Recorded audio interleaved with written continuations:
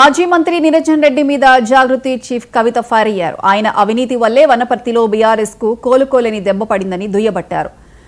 3-4 form హౌస్లు కట్టుకున్నారని విమర్శించారు. MRO office ను తగలబెడితే ఎదురు తిరిగిన 32 మందిని జైలుకు పంపారని అన్నారు. ఇలాంటి వ్యక్తిని ప్రజలు ఓడించడం సరైన నిర్ణయమని పేర్కొన్నారు.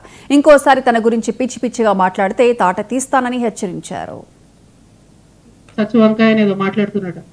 నిరంజన్ రెడ్డి గారు, మీరు మా తండ్రి వయసులో ఉన్నారు కాబట్టి చాలా మర్యాద ఇచ్చి ఈ అంశాలన్నీ చాలా గౌరవంగా చెప్తున్నాను.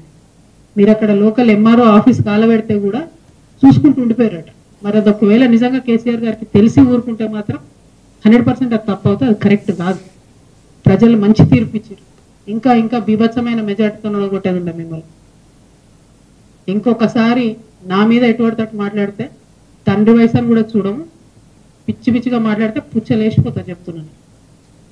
సిన్సియర్గా సీరియస్గా ప్రజల సమస్యల మీద మాట్లాడుకుంటూ తిరుగుతుంటే ఎందుకంత భయం అవుతుంది మీకు? మీరు అంత తెలివితేటలు ఉన్నోళ్ళు అయితే, అంత గొప్పోళ్ళు అయితే, కేసీఆర్ గారు మీకు వ్యవసాయ శాఖ మంత్రి ఇస్తే ఎంత పని చేయాలి కాన్స్టిట్యున్సీకి? ఇట్లా పీడించుకొని తింటారా? ప్రజల రక్తం తాగుతారా మీరు? దేవుడు మాన్యాలు తింటారా? ఎవరైనా దేవుడి గుడిని కబ్జా పెట్టుకుంటారా? ఎవరైనా భూములు? పెద్దేరు సంత మీకే కావాలి, వనపర్తి మార్కెట్ మీకే కావాలి, గద్వాళ్ళ భూములు మీకే కావాలి. ఏంది ఇది? అంతుండాలి కదా భూదాహానికి ధనదాహానికి. ఈమె పుచ్చు వంకాయ